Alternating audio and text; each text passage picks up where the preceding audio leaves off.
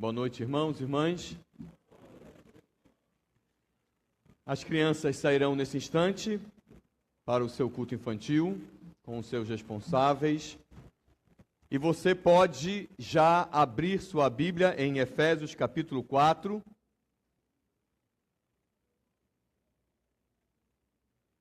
Você ouviu e acompanhou a leitura do versículo 17 ao 32, mas nós ainda estamos nos versos 15 e 16. Serão os versos para esta noite. Estamos dando sequência à exposição da carta de Paulo aos Efésios. Já consideramos do versículo 1 até o versículo 16 num panorama, numa visão panorâmica, e depois nós passamos por alguns pedaços, temos enfatizado algumas partes na sequência do texto, e eu quero esta noite enfatizar a mensagem que está nos versículos 15 e 16. Então eu vou fazer o seguinte: vou ler um pedaço desse texto até o versículo 16, já que nós fizemos a leitura do texto seguinte, para nos situarmos e então consideraremos o texto. A partir do verso 11, diz assim: E ele mesmo concedeu uns para apóstolos, outros para profetas, outros para evangelistas e outros para pastores e mestres, com vistas ao aperfeiçoamento dos santos, para o desempenho do seu serviço, para a edificação do corpo de Cristo, até que todos cheguemos à unidade da fé e do pleno conhecimento do Filho de Deus, à perfeita varonilidade, à medida da estatura da plenitude de Cristo, para que não mais sejamos como meninos,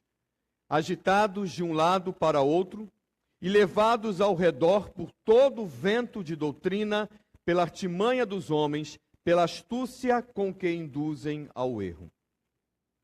Mas, seguindo a verdade em amor, cresçamos em tudo naquele que é a cabeça, Cristo, de quem todo o corpo, bem ajustado e consolidado pelo auxílio de toda a junta, segundo a justa cooperação de cada parte, efetua o seu próprio aumento para a edificação de si mesmo em amor. Vamos orar. Obrigado, Senhor, pelo privilégio de podermos nos reunir e adorar ao Senhor como igreja, e especialmente nesse momento, podermos nos voltar para a Tua Palavra e depender da presença e da ação do Teu Santo Espírito para nos dar a devida compreensão e tornar isso praticável em nossa vida. Ajude-nos, ó Pai, para que não saiamos daqui sem nenhuma disposição de mudança de vida e sem o desejo de ser mais próximo ao Senhor. Então nos ajude nesta compreensão, nesta tarefa, mas nos oriente e nos conduza às mudanças necessárias. É o que eu lhe peço em nome de Jesus. Amém. Pois bem, o amor ajusta as pessoas. É isso que nós queremos ver essa noite, nesse texto. A ênfase que queremos mostrar desses versos 15 e 16 tem a sua mensagem ou tem a sua afirmativa. A afirmativa do apóstolo está no verso 15. E o verso 16, na sequência do texto, completa a sua ideia. Mas o que ele está exortando a igreja em Éfeso e consequentemente a igreja do Senhor em todos os tempos e lugares, está no verso 15. E eu quero falar sobre isso. Quero dar esta ênfase e mostrar aos irmãos que o amor ajusta as pessoas. Paulo exorta os crentes na Ásia Menor, a começar de Éfeso, a ter uma vida ou um viver coerente com a vocação de ser igreja. Nós estamos dentro desta parte de sua carta. Tudo começa aqui, no capítulo 4, toda a parte aplicativa começa no capítulo 4, desde o primeiro versículo, quando Paulo então faz esta exortação àqueles que foram salvos. A ideia é a de que, a partir da salvação em Cristo, toda a vida ou todo o viver do salvo deve sofrer uma repaginada, uma mudança de estilo. Como diz o próprio apóstolo Paulo em outra carta, na carta aos Gálatas, eu vou ler para vocês, logo já não sou eu. Você conhece esse texto, certamente. Ele diz, logo já não sou eu quem vive, mas Cristo vive em mim. E esse viver que agora tenho na carne, vivo pela fé no Filho de Deus, que me amou e a si mesmo se entregou por mim. Então esta ideia é a ideia do Evangelho. A gente pode dizer assim, ou até podemos afirmar, na sequência desse texto, que esta ideia é a conclusão do Evangelho aplicado sobre a vida de qualquer pessoa. Esta compreensão, agora, veja, a pessoa continua consciente. Quando Paulo escreveu isso, estava totalmente consciente. A mensagem exige consciência. E ele então disse desta maneira, não sou eu quem vive, mas é Cristo que vive em mim. Paulo expressou a mensagem, essa mensagem aos Gálatas para ilustrar o ocorrido. Deixa eu te chamar para o contexto um pouquinho lá dos Gálatas. Quando ele falou isso, quando ele escreveu isto, ele expressou isto para ilustrar o ocorrido entre ele e o apóstolo Pedro em Antioquia. Quando repreendeu ao apóstolo Pedro, por não andar em conformidade com a vocação recebida, por ignorar o novo estilo de vida, envergonhando o Senhor de ambos. Então, nós vamos voltar para o nosso texto, que é o nosso texto, mas dê uma olhada, algumas páginas atrás, em Gálatas capítulo 2,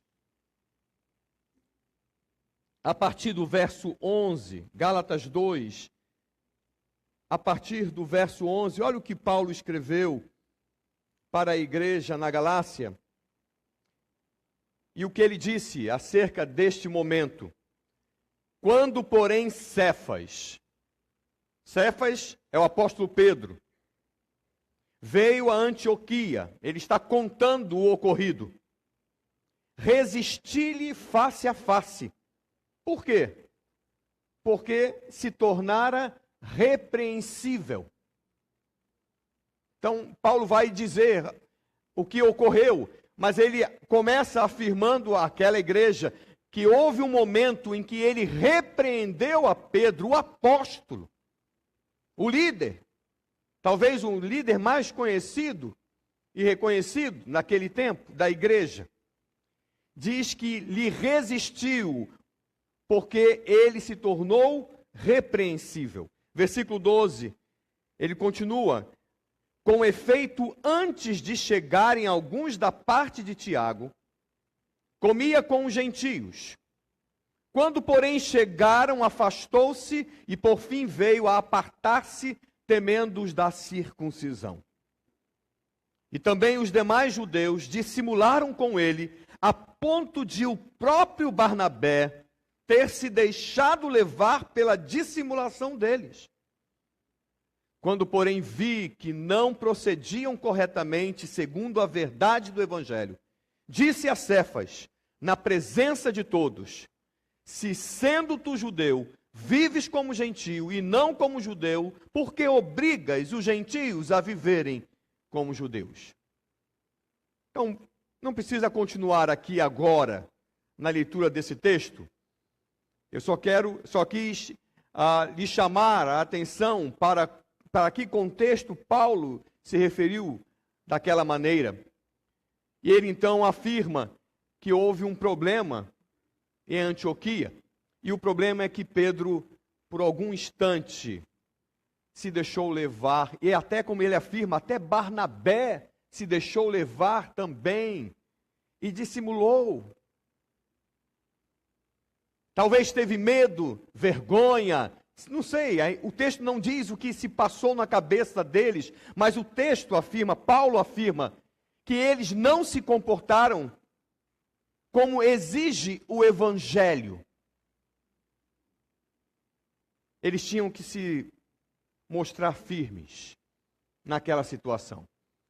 E Paulo diz que quando chegaram aqueles de Jerusalém, aqueles da parte de Tiago, o pastor de Jerusalém, o irmão de Jesus Cristo, eles então mudaram o comportamento. Agiram de outra forma. Usaram máscara.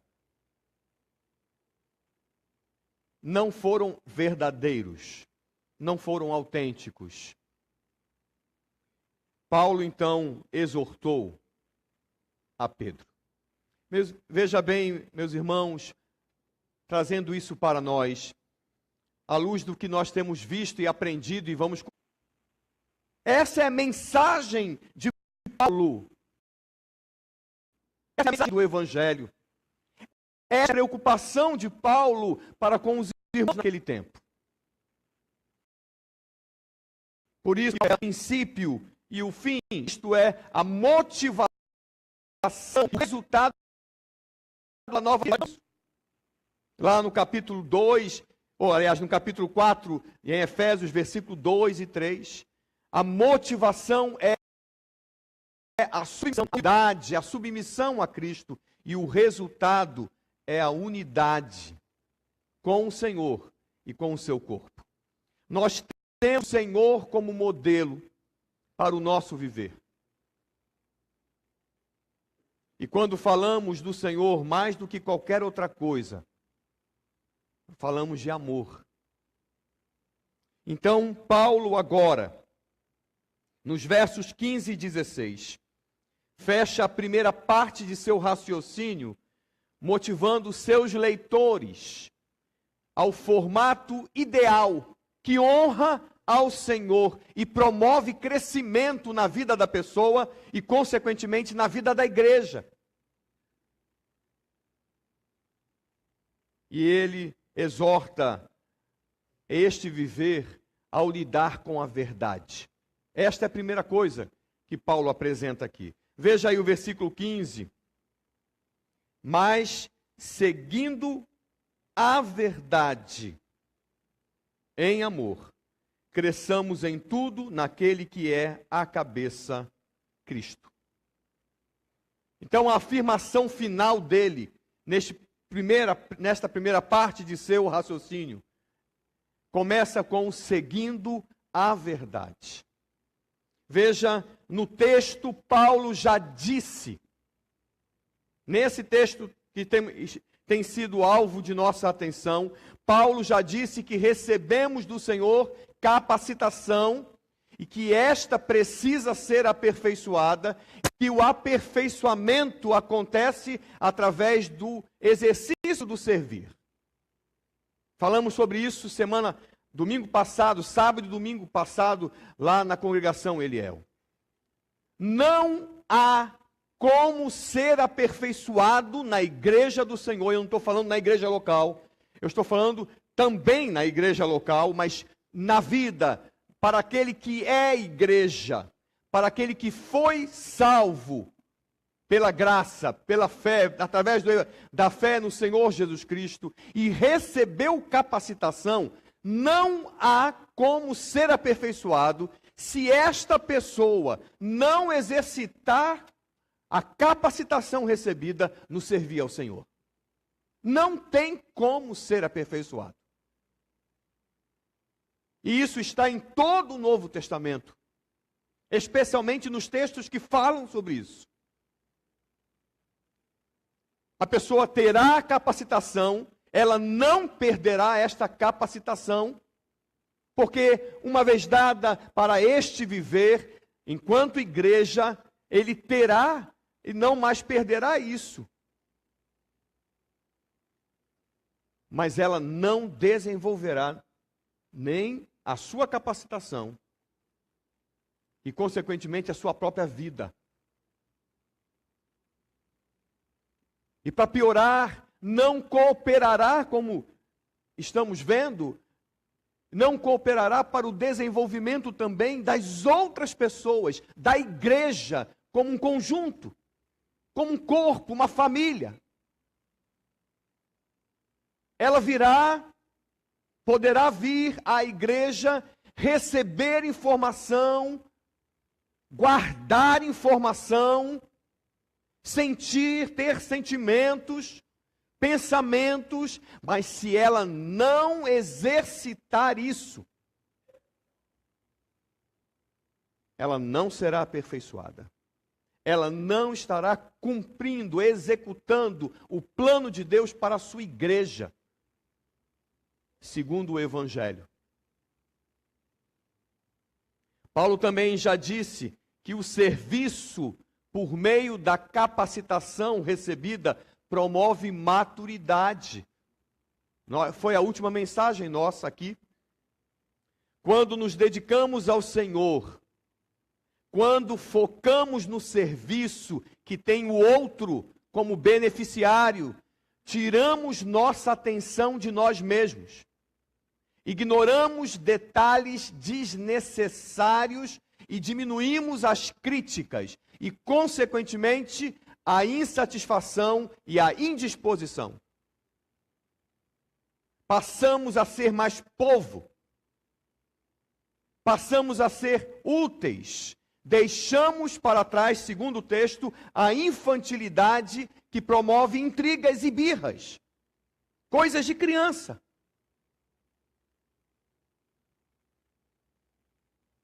Paulo, então, afirma que devemos seguir a verdade. No texto, no grego, este vocábulo dá a ideia de seguir ou dizer a verdade, mas acaba apontando para um sentido mais estrito da expressão ser verdadeiro, abandonar o erro para ser verdadeiro. Essa é a ideia contida nesta frase. Talvez a ideia mais precisa seja a de viver de acordo com a verdade, ou de ser leal à verdade. Parece óbvio, quando nós olhamos para esse verso, na sequência do texto, que o verso 15 faz alusão ao que fora escrito no verso anterior. Olha aí comigo. Você leu comigo agora e eu repeti para você o verso 15, mas veja o verso 14. Para que não mais sejamos como meninos, agitados de um lado para outro e levados ao redor por todo o vento de doutrina, pela artimanha dos homens, pela astúcia com que induzem ao erro. Dessa forma, para evitar o erro que desvia e ser bem-sucedido no novo viver, nesse novo estilo de vida, nós devemos, segundo Paulo, nos submeter ao senhorio de Cristo. Afinal, Ele é a verdade, o caminho e a vida.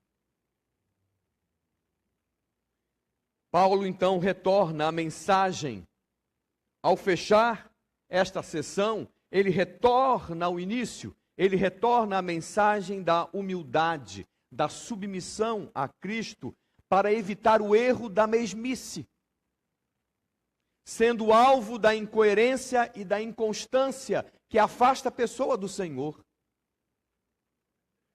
Há pelo menos duas ênfases nesta ideia, ou nesta afirmação de Paulo de seguir a verdade.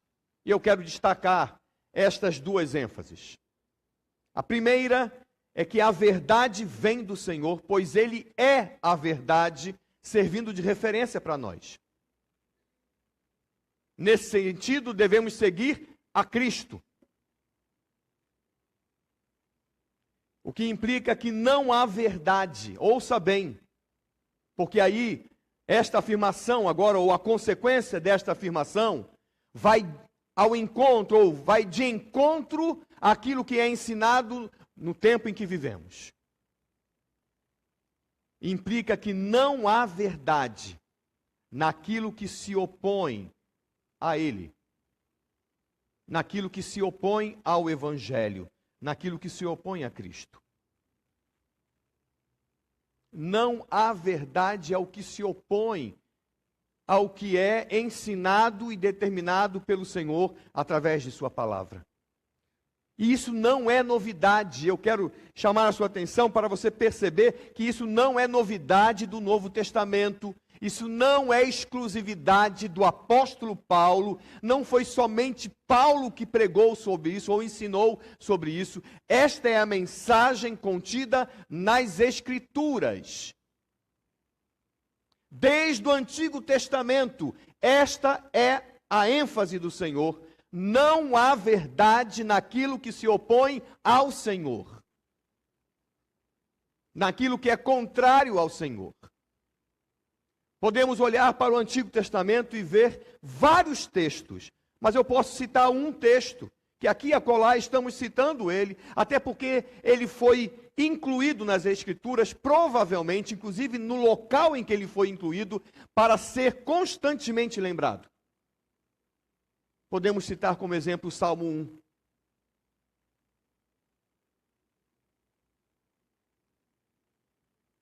Você consegue se lembrar do Salmo 1? Abra sua Bíblia no Salmo 1.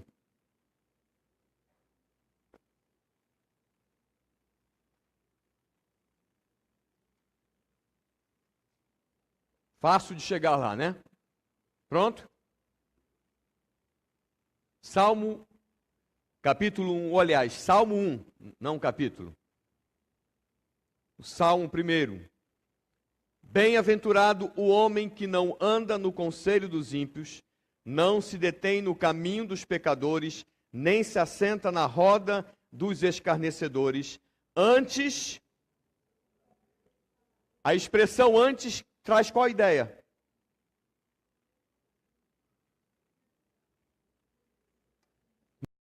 Não só de prioridade, de primeiro ou algo semelhante, mas de contradição. O contrário. Mas, ao contrário, então ele está dizendo, veja, a mensagem é simples. Feliz, bem-sucedido é aquele que não vive por esta influência. E aí ele expressa isso com andar no conselho dos ímpios, se deter no caminho dos pecadores e assentar-se na roda dos escarnecedores. Todas essas expressões que revelam progresso, revela uma só realidade e em progressão se opõe a outra opção. É oposição. Então ele diz, feliz e bem-sucedido é aquele que não se deixa levar por essa opção, por essa influência, por esse segmento, antes o seu prazer está na lei do Senhor. E na sua lei, medita de dia e de noite. O restante do salmo é resultado. Bem-aventurado, bem-sucedido, vou repetir, feliz, é aquele que se deixa levar pela influência do Senhor, é aquele que medita, é aquele que pensa. Primeiro aquele que passa a conhecer, e ao conhecer, pensa, faz reflexão, discerne, toma decisões, se disciplina, assume a vida a partir dos princípios do Senhor, da lei do Senhor, e por isso constantemente medita nesta lei, medita nestes princípios, dia e noite, e não se deixa levar por outras coisas. Esse é o homem, a mulher, o jovem, o adolescente, a criança bem-sucedida. E esta é a mensagem contida nas Escrituras. Não é exclusividade de Paulo aos Efésios, mas nós estamos novamente lá. E lá novamente, de uma maneira diferente, lá vem Paulo enfatizar esta mesma mensagem. A verdade vem do Senhor, pois Ele é a verdade. E por isso Ele serve de referência para nós. Nesse sentido, agora vamos trazer isso para a minha vida e para a sua. Neste sentido, devemos ser autênticos para com aquilo que aprendemos do Senhor. Seja o que for, quando for, se aprendemos um princípio e descobrimos que estamos em conflito com este princípio, consequentemente estamos em conflito com o Senhor, devemos nos submeter a Ele, mudando o necessário.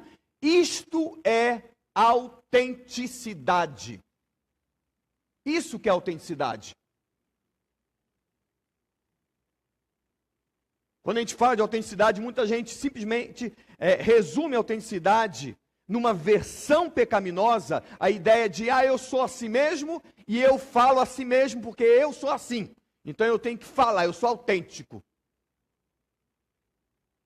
Isso é pecaminoso, além de ser ignorante.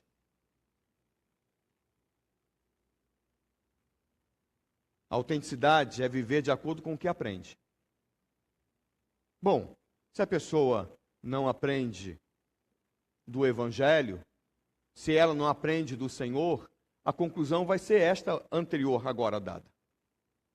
Mas se ela está ouvindo da mensagem do Senhor, se ela está lendo, se ela tem como modelo a Jesus Cristo e as demais pessoas salvas, e tudo que está nas Escrituras, ela não pode ignorar esta realidade e viver do jeito que acha que tem que viver.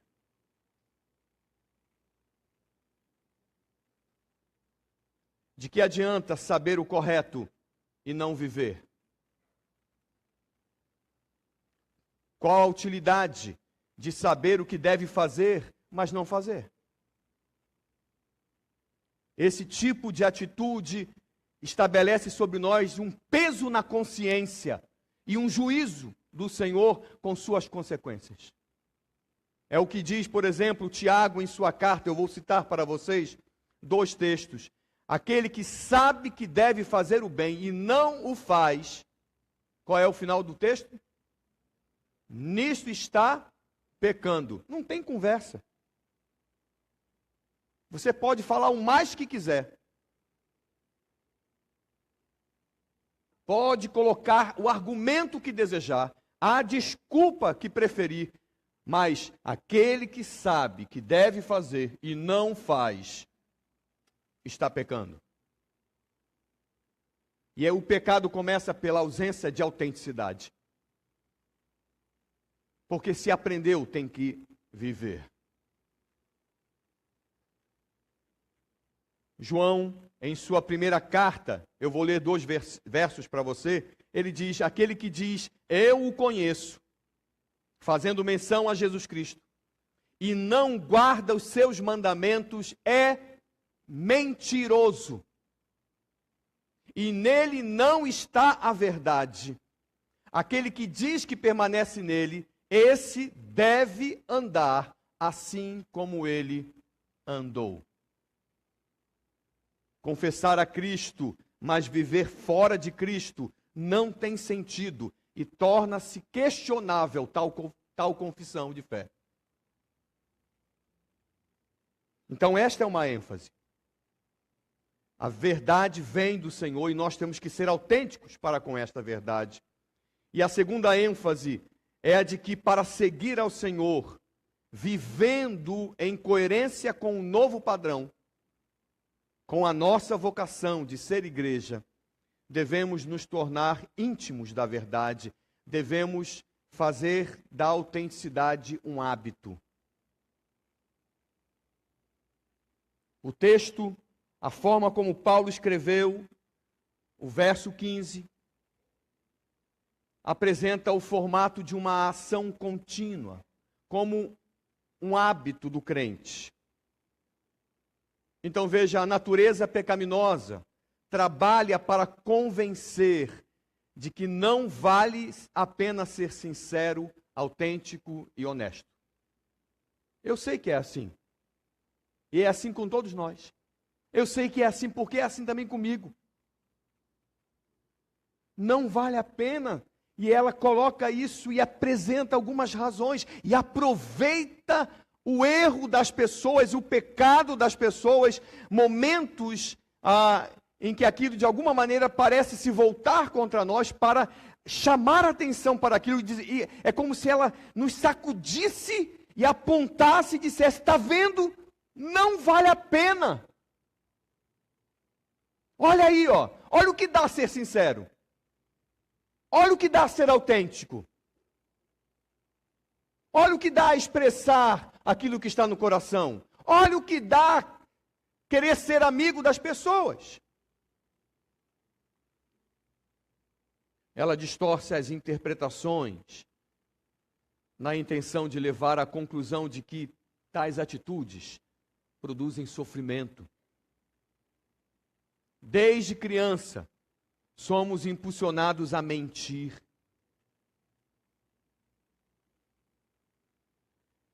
E a mentir para não assumir as responsabilidades por nossos atos, assim como para atribuir a culpa a pessoas e coisas. E achamos que acertamos, que fomos bem-sucedidos quando nós não sofremos a correção pelo nosso erro, pelo nosso pecado, ou até mesmo a exposição dele. Desde que esteja escondido, e desde que alguma forma, na forma da gente pensar, aquilo não se volte contra nós, eu fui bem-sucedido. E a ideia de ser bem-sucedidos em momentos assim, nos estimula a agir novamente assim. Mas nós não percebemos que ao fazê-lo, nós estamos desenvolvendo a falsidade. E tudo mais que inviabiliza relacionamentos verdadeiros. Relacionamentos saudáveis. Meu irmão, minha irmã, e você que nos visita, de que adianta sorrir para alguém nutrindo pensamentos maldosos sobre a pessoa?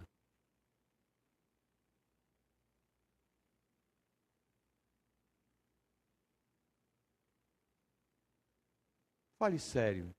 Você acha que adianta alguma coisa? Tem proveito? Algo assim? O que adianta dar no cumprimento tapinhas nas costas, destilando veneno pelo falar?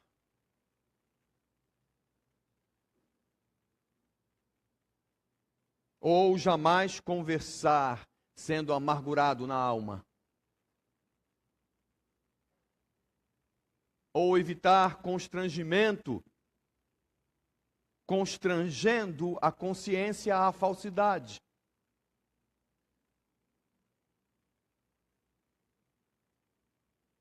Não sente constrangimento diante do Senhor?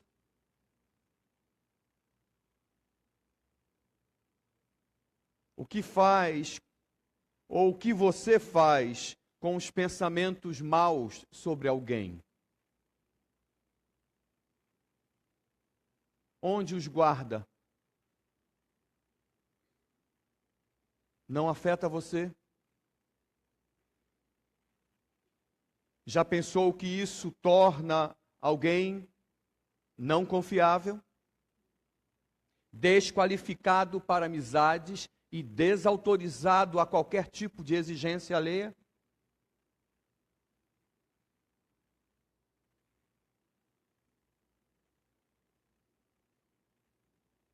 Toda mentira, à luz das Escrituras, numa forma de ilustrar e servir de referência, diz que toda mentira procede do diabo, que é o pai da mentira. E isto afasta a pessoa do Senhor, impedindo um relacionamento verdadeiro que produz paz e alegria. Paulo afirma aos Colossenses o seguinte, só ouça. Vou ler 3 versículos para você. Paulo afirma o seguinte aos Colossenses: agora, porém, despojai-vos de tudo isto: ira, indignação, maldade, maledicência, linguagem obscena no falar. Não mintais uns aos outros, uma vez que vos despistes do velho homem com os seus feitos e vos revestistes do novo homem, que se refaz para o pleno conhecimento, segundo a imagem daquele que o criou. Colossenses 2, de 8 a 10. Não há espaço no Evangelho para a falsidade comum aos que não têm Cristo. Não há espaço. Por isso, Paulo conclui ainda aos Colossenses, naquele texto, dizendo assim: seja a paz de Cristo, você conhece esse texto, provavelmente. Seja a paz de Cristo o árbitro em vosso coração, a qual também fostes chamados em um só corpo, e sede agradecidos. Colossenses 3, verso 15. A paz é um produto da cruz, é resultado da salvação aplicada à nossa realidade. Ela atua como um árbitro, julgando e regulando todas as coisas em conformidade com o senhorio de Cristo. Ela atua em nossa consciência, confirmando nossa sintonia com Cristo ou incomodando-nos por agir pecaminosamente. E agir pecaminosamente é agir fora daquilo que o Senhor estabelece para nós no seu Evangelho. A conclusão é a seguinte: aquele que foi agraciado com a salvação deve abandonar a prática comum da falsidade, assumindo o hábito da autenticidade aprendida em Cristo. Esta é a conclusão. E aí eu pergunto para a sua reflexão: você é autêntico?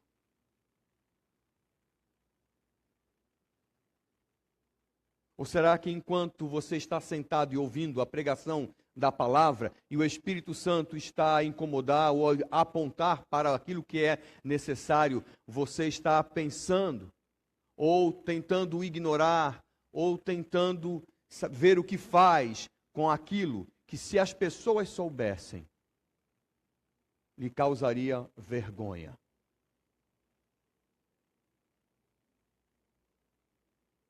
E disciplina da parte do Senhor. Você é autêntico?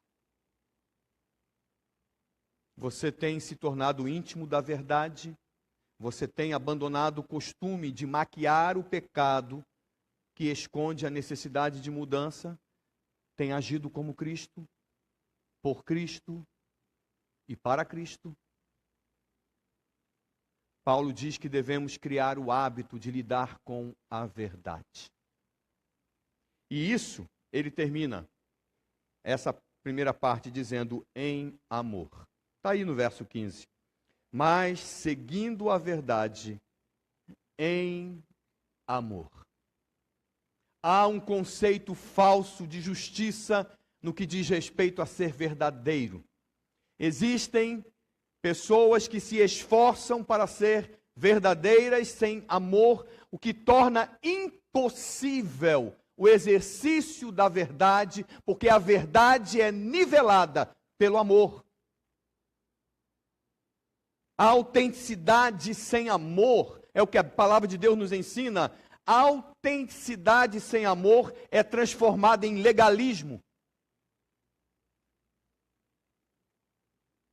E isso está repleto no mundo, especialmente, infelizmente, na igreja do Senhor. A verdade, a autenticidade, ela deve ser temperada pela graça.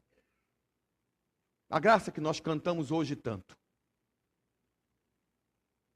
Nós lemos há pouco 2 versos, eu li para você 2 versos na primeira carta de João, e pulei, sem você saber, o verso do meio.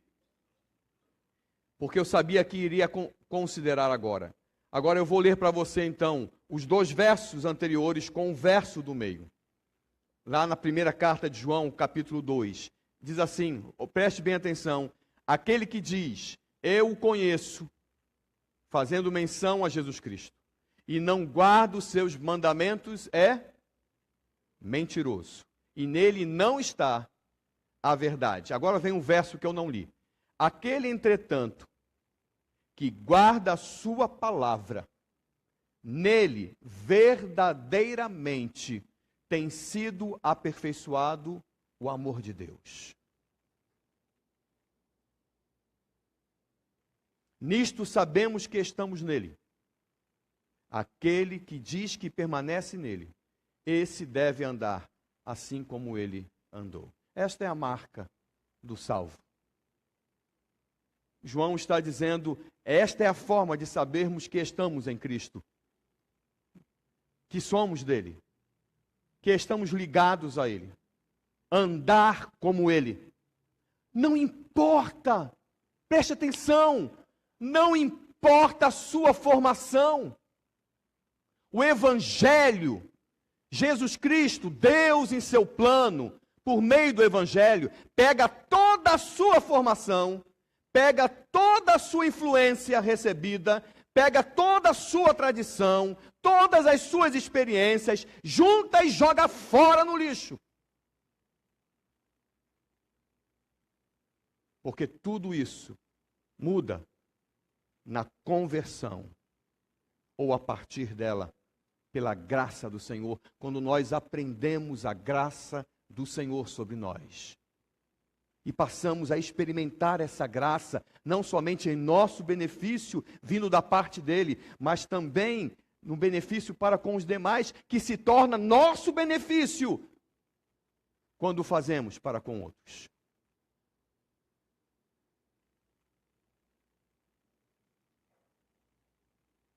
Nós aprendemos do Senhor pelo seu próprio exemplo, que amar é dar ao outro o que o outro realmente precisa, sem esperar algo em troca. E aí eu pergunto para você, para tentar fazer você pensar sobre isso, você ama seu cônjuge?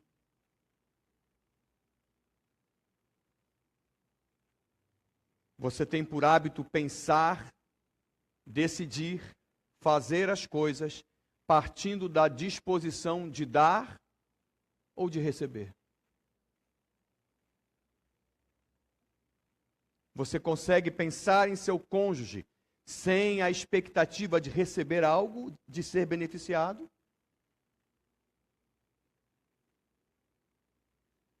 Outra pergunta, você ama seus irmãos em Cristo? Ama a sua igreja?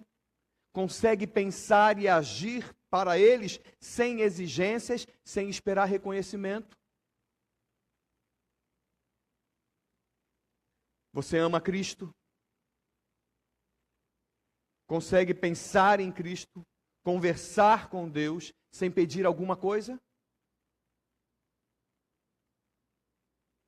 Amar é pensar no outro, é agir em prol do outro, é descentralizar-se de si mesmo, para dar ao outro o que o outro realmente precisa, na perspectiva de Deus. Tem muita gente que diz que ama o outro e às vezes está em conflito por amar ao outro, mas conscientemente sabe que aquilo que faz, até às vezes o próprio relacionamento, é pecaminoso. Então, evidentemente, não dá ao outro aquilo que o outro realmente precisa. Como pode ser amor uma relação que é pecaminosa? Como pode redundar em algo bom? Amar é aprender que a vida não gira em torno de si mesmo. E que é possível alguém pensar, sentir, almejar e fazer algo diferente, sem necessariamente ser nosso inimigo. Amar é pensar, e aqui eu quero chamar a sua atenção especialmente para isso. Amar é pensar na coletividade. Tendo o mesmo referencial, Cristo. Por isso que olha o texto, Paulo afirma no verso 15 de Efésios: mas seguindo a verdade em amor, qual é a expressão que tem aí? Cresçamos. Cresçamos em tudo naquele que é a cabeça, Cristo. Cresçamos. Não está olhando só para si. Não está preocupado com os benefícios que tem nos lugares e nas coisas e através das pessoas. Não está tomando decisões se faz ou não faz, dependendo daquilo que leva. Está pensando na coletividade.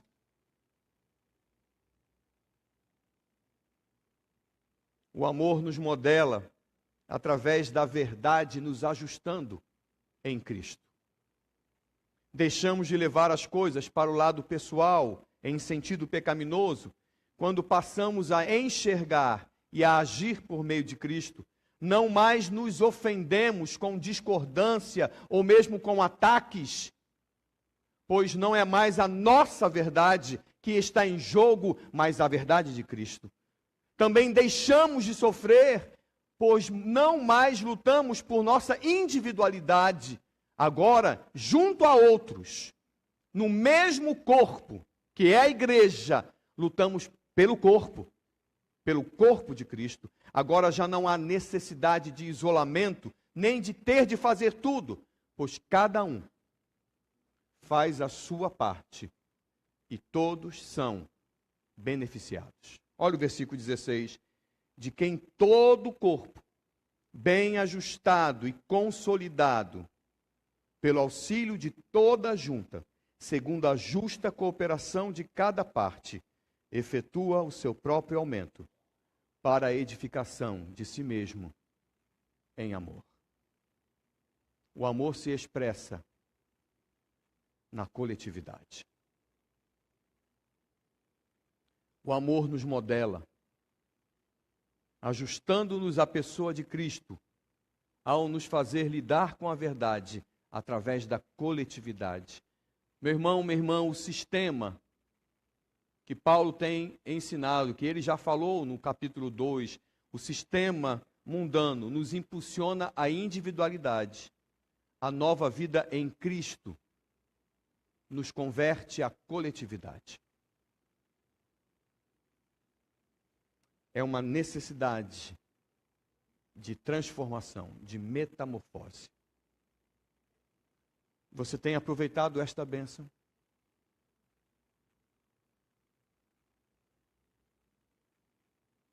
Ou ainda tem vivido dentro da igreja, ou em algum contato com a igreja, mas através da individualidade?